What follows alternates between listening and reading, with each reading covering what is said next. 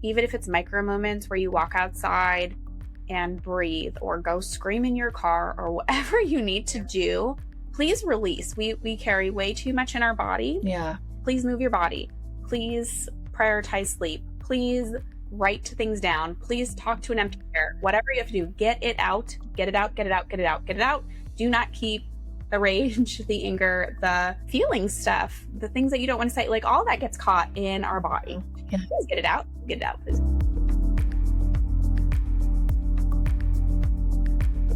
Hey, y'all, and welcome back to Bloom, Build, and Birth, the podcast where we talk about womanhood and all the things tied to these really incredible and beautiful and complicated stages of womanhood and of life.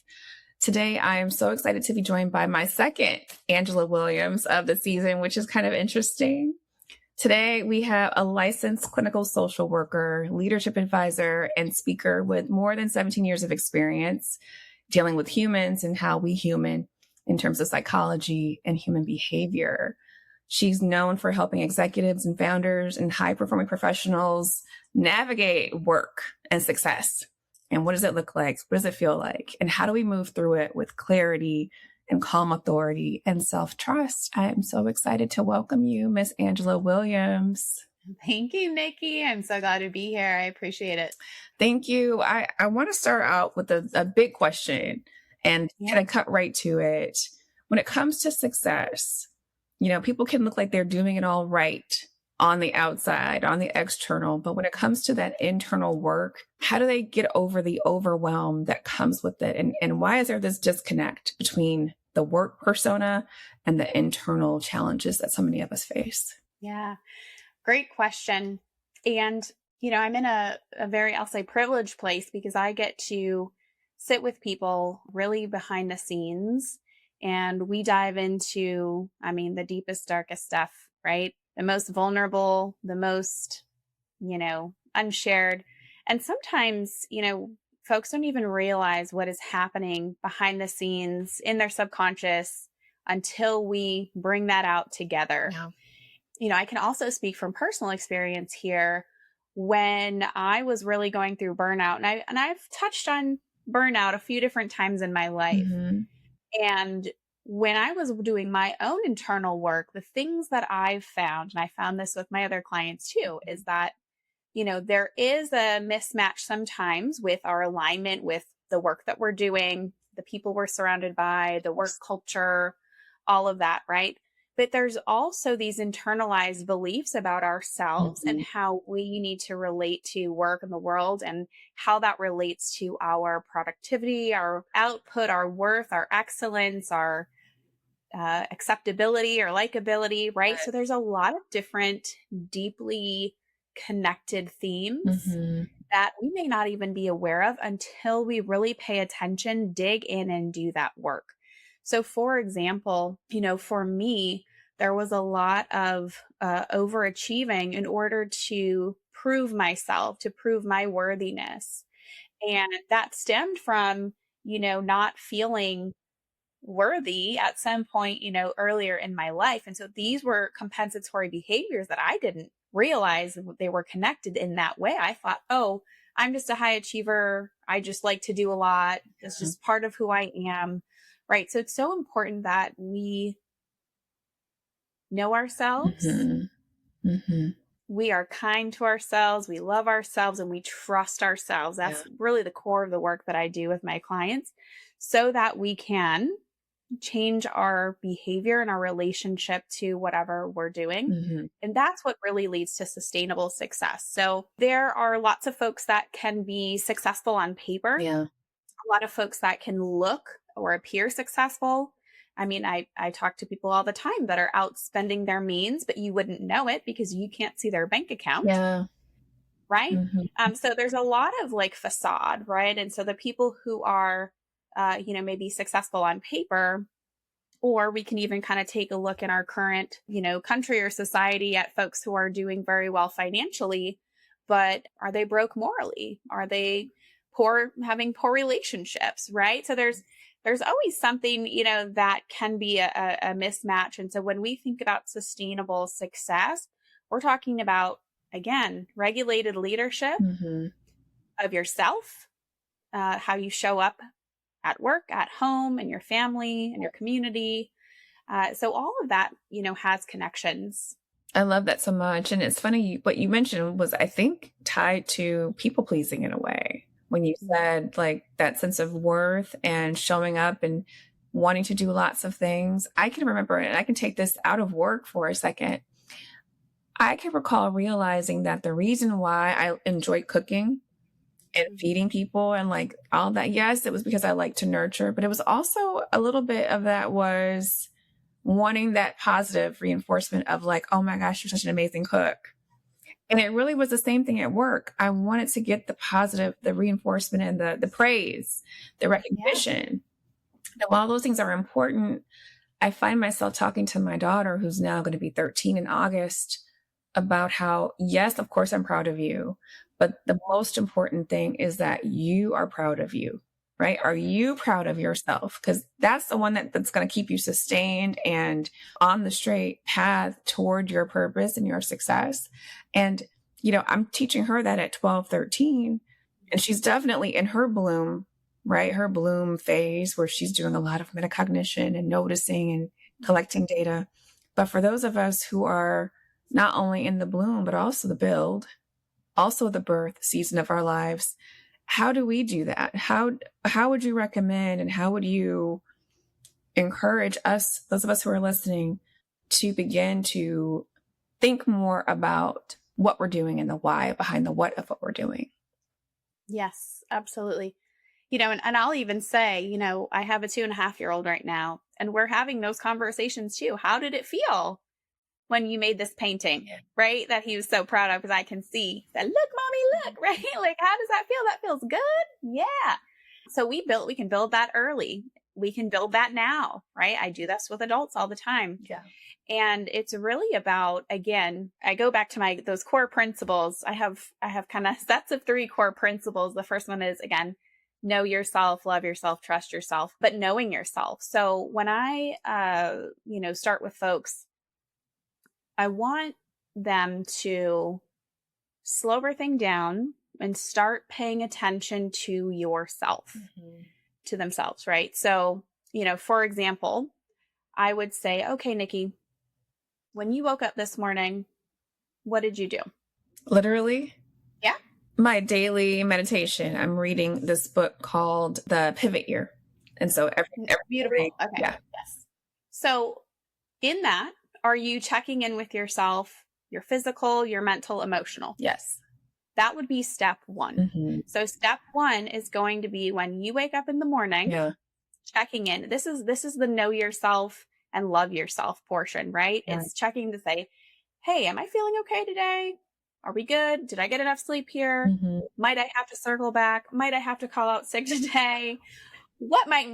Are we good? Can we proceed to the next step? What do I need? Right? So it's a lot of like really developing that relationship with yourself as your best friend. That's how I describe it, because I think that's the best thing, right? Yeah. Because we check on other people, we check on our kids, we check on our partners, our friends, right? Are you okay? How's it going today? Right. Yourself, number 1. So that's one piece of it, is just that check-in. Well, you can do that by just asking yourself, noticing your emotional response, noticing your physical your body sensations. Yeah. So even doing that body scan, starting from your head, working your way down all the way to your feet, right? Yeah. We may have to give ourselves a little extra attention for something, right? So just that would be kind of layer 1. And then when we start to really kind of deepen that understanding of ourselves, we're also paying attention to what are the behaviors, what are the things that we're doing. One of the ways that I really changed my relationship with money, for example, I used to be a huge avoider. I didn't want to know, because I knew I wasn't going to like the thing that I saw when I opened the bank account. Yeah. But you can't ignore something if you want it to improve, right? Same with ourselves.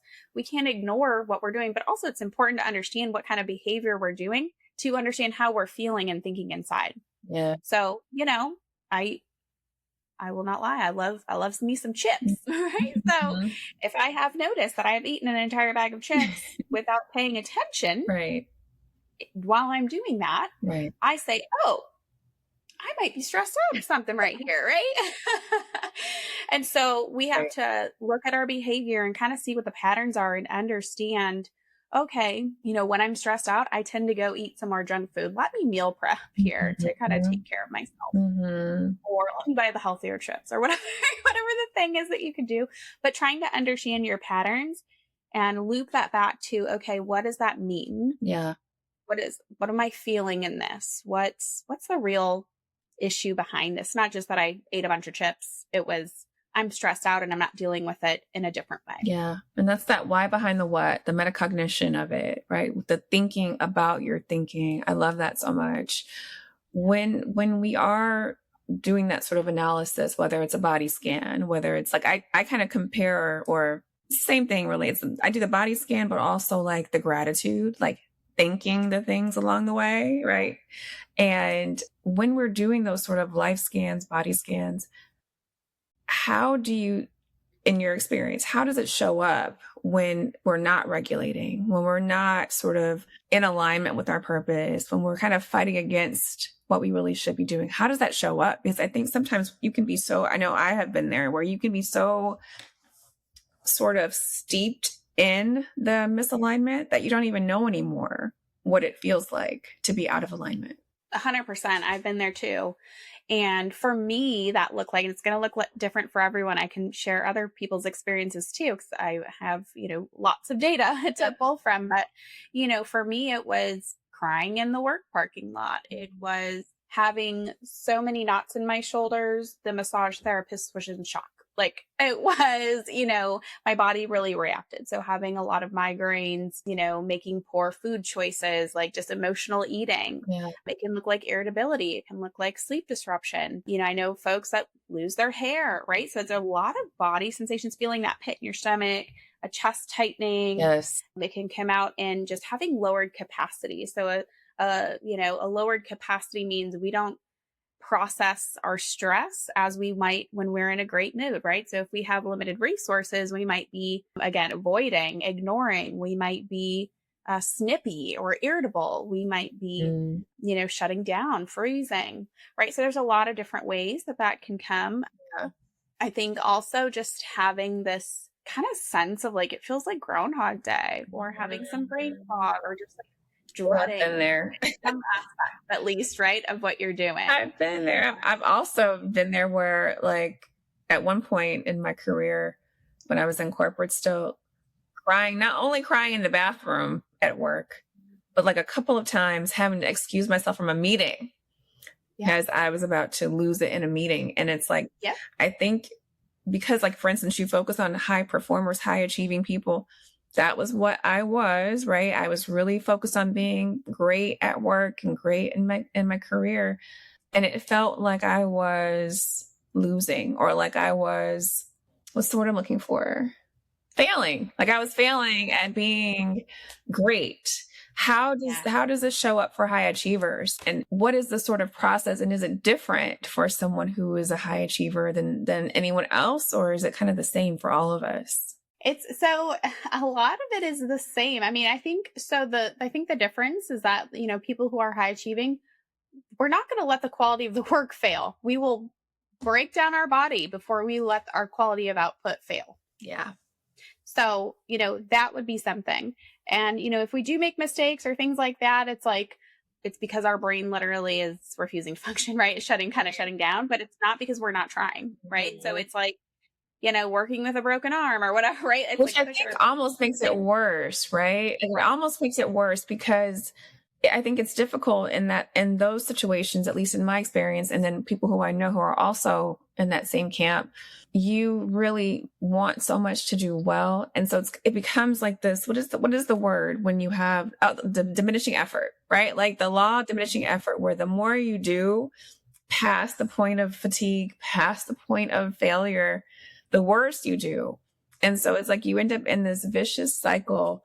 And I've seen it time and time again. One of my best friends is coming to mind now, where I know that they were trying and could not do well in that role because they were exhausted. Yes.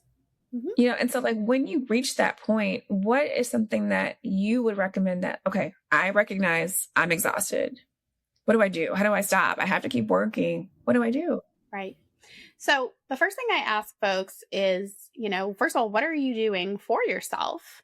Right? How are you protecting your time, your peace, and your energy? So how are you putting up any sort of boundaries? How are you advocating for yourself in the workplace, at home? Right? Do you have someone even, at home to delegate things to, even if it's having the kids clean up a little bit more or whatever that is, right? So it's first kind of taking stock of like, what can we do in this immediate time and moment to shift a little bit of stuff? Yeah. A lot of times the people, that I'm talking to are in a high stress state, have kind of gone away from doing their exercise or eating well, or, all of those things have kind of gone out the window. So instead of abandoning the self-care, really we need to be doubling up on the self-care. Yeah. Folks will say, okay, well, like, yeah, I'm going to the gym, but I'm also like working, X amount of hours. Let's really see if that's what we need to do, because you're right. When we are stressed out, that really shuts down the executive functioning part of our brain, because we're now operating off of our fight or flight response. And so it's kind of like you're doing the same amount of work, but like double the effort, because you're not able to think clearly. Yeah. So I always encourage like taking a rest, whatever that means. Stop working after 5, go to the beach, use your PTO, like whatever that looks like, even if there's a temporary pause or reset. And then some folks are like, no, I just really don't feel like I can get away with this at this job. Yeah. It might be time to start looking for something new. If you really feel like that the company culture is toxic and you've advocated for yourself and it's not working, we need to kind of look around. But you'd be surprised at what you can do when you just start to kind of look at what can I shift right now? Yeah, I love that. I love that a lot. You talk about something called calm authority. I would love to know, just like dig into that. What does that mean? Because I think, speaking from my personal experience, I'm a pretty calm person. Like I generally vibrate pretty calm. My daughter once told me, like, your mom, you're too zen. Like you're too zen. And like I am, I'm pretty lovable. You are very zen. And that's generally my baseline, right? Yes. What is calm authority? Because I have found that people will think that because I vibrate that way, that they can walk all over me. And then I have to like show that that's not the case. So like, what is calm authority, and how does that show up for an executive, or even in a personal life? How does that show up? Yeah, definitely. So I think the main piece where the angle that I'm coming at is that, when we are in leadership, when we are a parent, when we are a leader at work, we have influence, control of some sort, we set the tone. Yeah. So, we do need to figure out that balance between the relationship that we have with our stress levels, right? So we do have to be doing the things to take care of ourselves so we can manage our stress and show up in the best way that we can, because we have that ripple impact. I think there's a balance though, we could take it too far. When we take it too far to the calm and maybe don't have enough authority, we do have to be intentional about how we present that authority. So a lot of times that's still showing up in your power up front, and not in a way that's like intimidating or over the top, but it's like, hey, these are the expectations. This is how it's going here, right? Here's my truth. I am calm, but we still have a fence around, around this situation. Yeah. And so that's kind of the definition for me when I'm talking to folks is like, I don't know how often you've heard this or experienced this, but I mean, if you've ever had a dysregulated supervisor, it sucks. Yes. Right? Yes, it does. I've had that more than once. And it's like, I don't feel confident. I don't feel calm.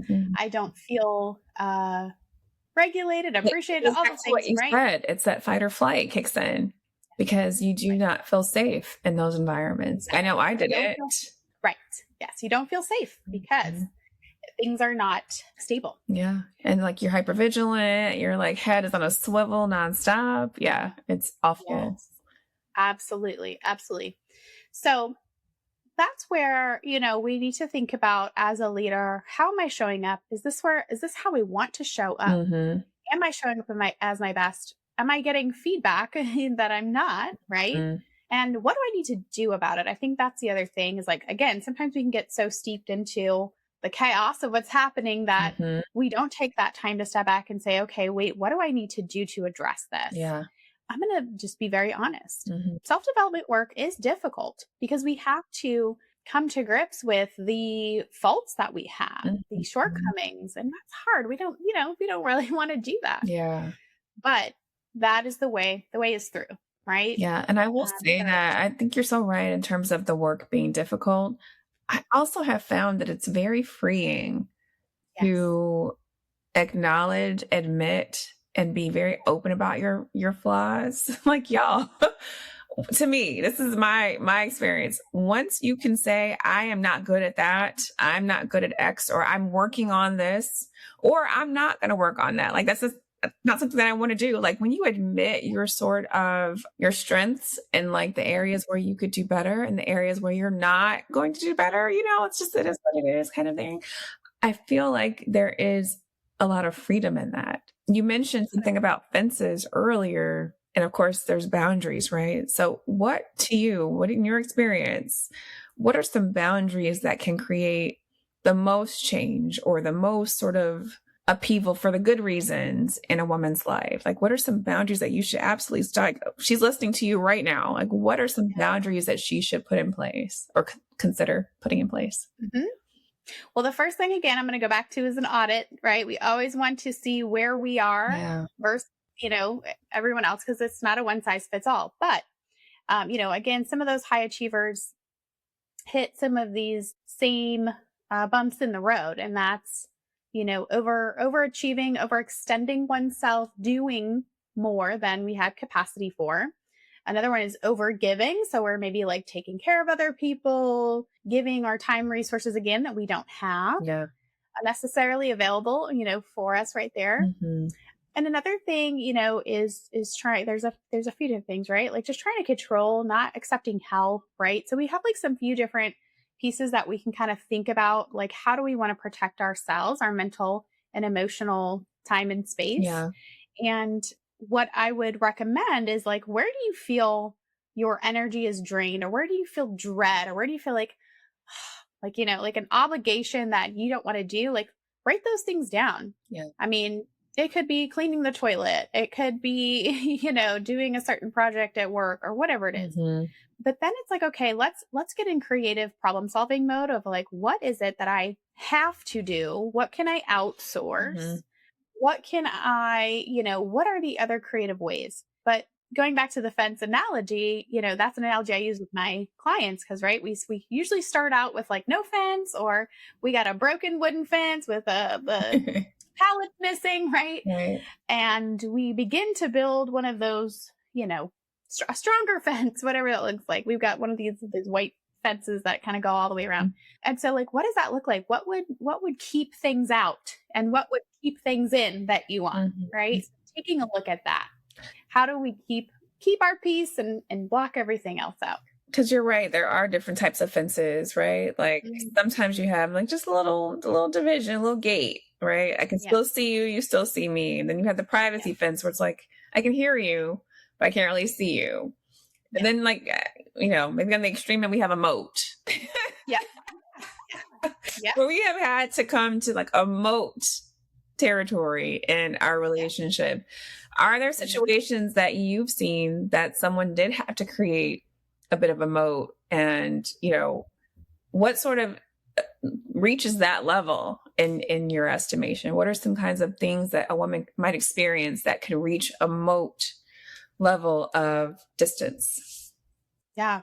So in therapy worlds, I always talk about my two different worlds of coaching world and therapy world. There's a lot of overlap. Mm. But in therapy world, a lot of times we're talking about toxic relationships. So whether that's with parents or even toxic, what we thought were friends, family members, ex partners, whatever that is, if that becomes to where it is harmful psychologically, emotionally, physically, we really want to create our distance with that Yeah. for safety, right? Yeah.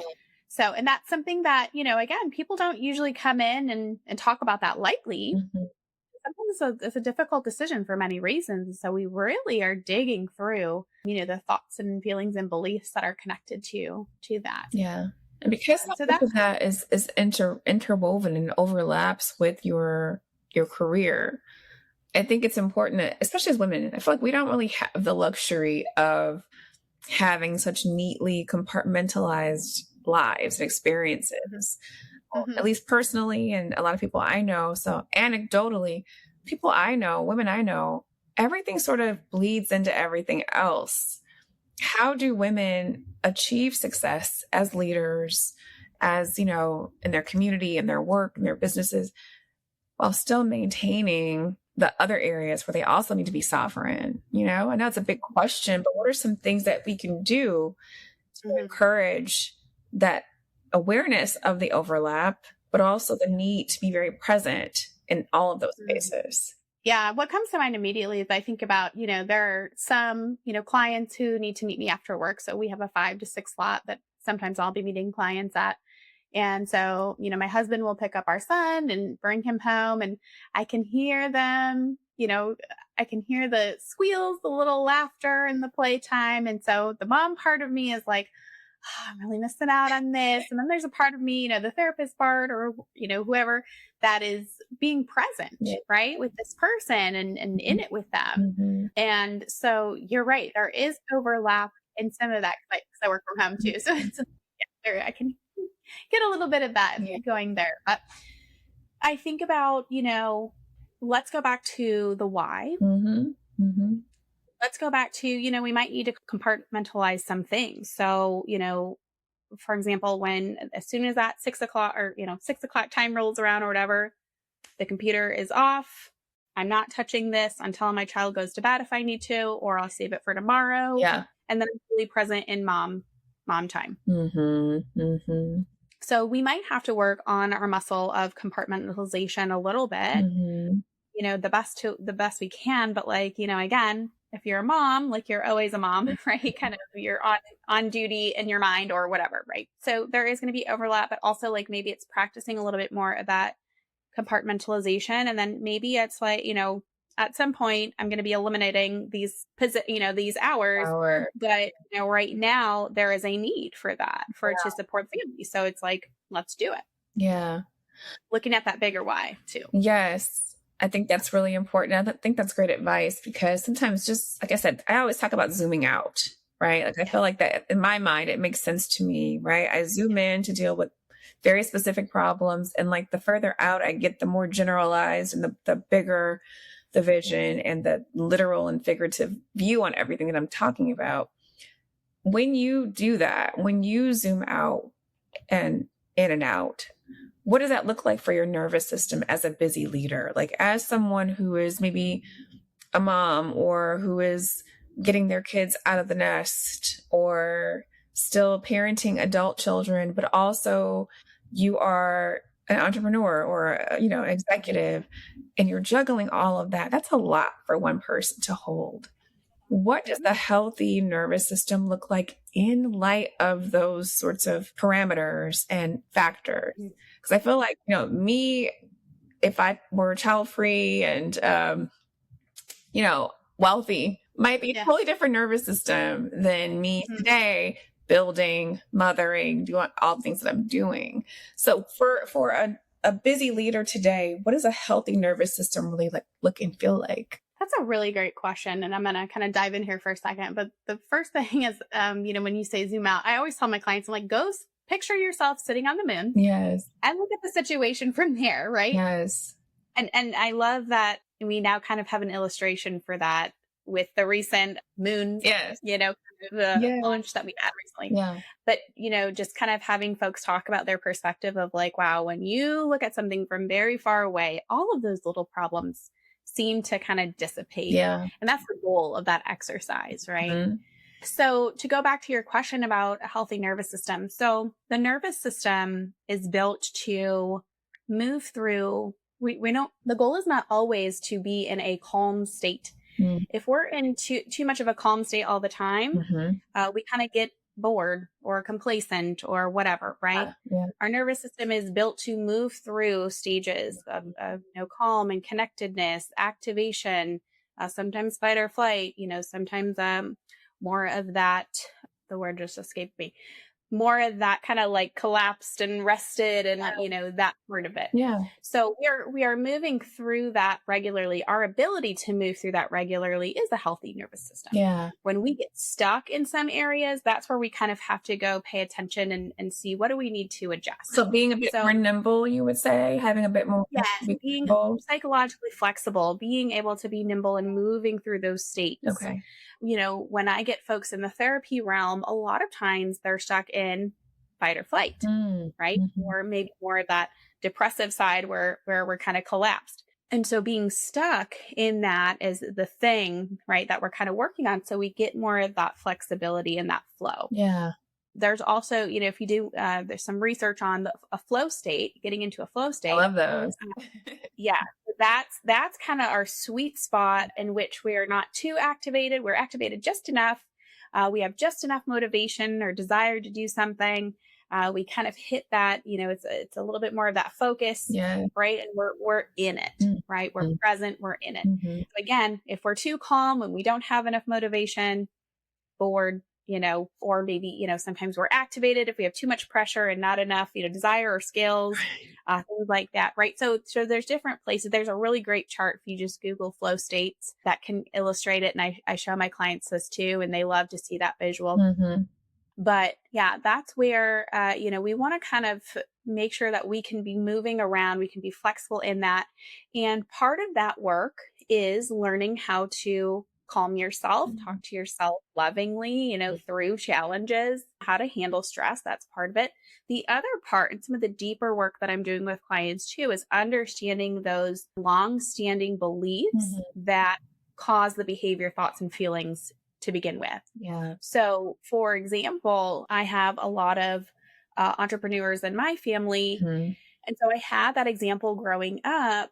And so there was a lot of beliefs about like finances and working and all of that I absorbed, kind of through that. And so part of that burnout even, was I was stuck in these loops of like, I have to do this to get money to survive. Right. Nice. And so that's those beliefs and those experiences, we had to really zoom into those to kind of work through those, break those apart, and decide, how do we want to think and believe? I want to believe that I can show up and make money, and based on just kind of my presence, being here, speaking to you, sharing my knowledge and wisdom and energy, and have it be a little bit easier. I love that. Going back to the calm authority for a moment, I know you talk a lot about that, and you also have this focus around executive clarity. And I'm sure that there is a huge connection between those two. What does that look like? What is executive clarity, and how is calm authority kind of tucked in there? And what are some other things that we, especially as women, I know you work with everybody, but especially as women, what can we sort of hope to attain by being in that flow state when we need to be, by having that sort of focus? Like what can we expect? Yeah. So when we are in alignment, right, with what we're doing, we're in a good spot. Maybe we're hitting our flow states as we want. I mean, we're really almost like, it feels like you're suspending time and you're able to do kind of what you want to do enjoyably, right, in that time space. So that's one thing. The other piece about clarity. So there's several characteristics of self-leadership that another therapist, Richard Schwartz, created in his internal family systems model. I love it. I use it all the time. And so that's confidence, clarity, courage. I'm going to have to think a little bit harder to name all of them. But I think it's like curiosity. There's a few different ones that we really boost when I work with clients too. Yeah.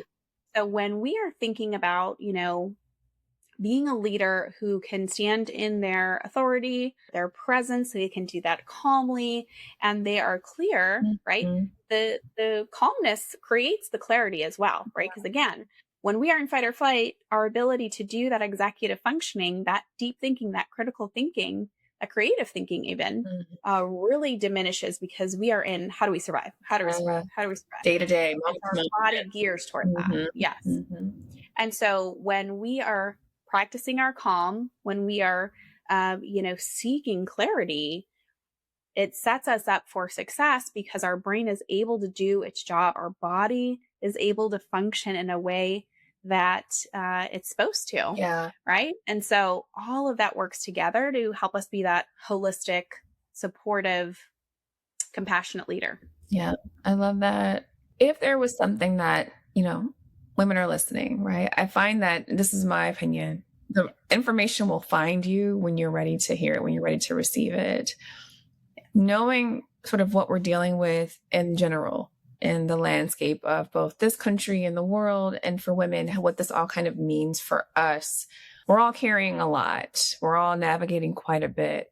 What are one thing, two things, three things, whatever that you think makes sense that a woman who's listening to us right now could be doing to acknowledge that she's carrying a lot, and also to give herself any sort of grace or support to really show up in this moment the best way that she can? Yeah. Yes, there's a lot going on. Like you said, in the world, in our country, even a lot of stressors. I would say number one, give yourself space and time to release emotionally. I'm still processing some recent news. It's, public news that very frustrating to hear based on all of the work that I've done my entire life. So I haven't publicly said anything about it yet, and I'm still regulating myself on it. But give yourself that time and space to do something for you. Yeah. And I say that in general ways, but I mean even if it's micro moments where you walk outside and breathe, or go scream in your car, or whatever you need to do, please release. We carry way too much in our body. Yeah. Please move your body. Please prioritize sleep. Please write things down. Please talk to an empty chair. Whatever you have to do, get it out, get it out, get it out, get it out, get it out. Do not keep the rage, the anger, the feeling stuff, the things that you don't want to say, all that gets caught in our body. Yeah. Please get it out, get it out, please get it out. Give yourself that time and space to do that. Yeah. Okay. Yeah. A quick question for you on that. Last night at the Women on the Rise, it's an organization here in Orlando, Florida. Women on the Rise has something called the Career Cohort. And we had a young lady there yesterday who was saying that she's been very, emotional, caring a lot, and that she wants to make sure her children don't see her cry. And I would love to know your take on that, and any advice for those of us who are carrying a lot, whether you are young or older or an executive or just starting your career, in terms of the emotional, to your point, the release. Yeah. So, I mean, what I tell my clients, because my clients do come to me and say that same thing. I don't want my kids to see me cry. It is okay to cry. It is okay to release your emotions. We have to teach our children, whoever, we have to teach our people. Yeah. It's okay to do that. So do it and then talk about it, right? Also, ask yourself, why don't I feel like it's appropriate to cry in front of my kids? What am I afraid of? Yeah. Right? So we have to be clarity. What's going on with me that I don't feel like I can cry in front of them? Two, if I cry in front of them, how can I make this a teachable moment? Yeah. Yeah. Yeah. I told her, I think it's important for our children to see us cry because, especially as women, as mothers, our children think that we are not human. They think that we are like machines that maybe go plug in at night, but really, in their mind, we might not even do that, right? We don't even need sleep. They think that we can go and do and be and cook and clean. No, I tell my 2.5-year-old, I'm like, baby, you got to lay down and mommy's got to go lay down. We both have to sleep. It's so important to sleep. I say that a lot. And I think that's so good because I don't want my daughter to think that I'm superhuman. I want her to know that not only do I have feelings, you could potentially hurt my feelings, right? Yeah. Someone else. So you should be careful with me because I am your mom and I am also human. So I love that you said that because I think women, especially those of us who are high achieving, who, want to show up and be great, we are human. And we also need to release and have that grace for ourselves and for others. And also, what's a message that we want to be sending to our children? I want them to release their emotions too. So can we show them how to do that in a way that's not destructive?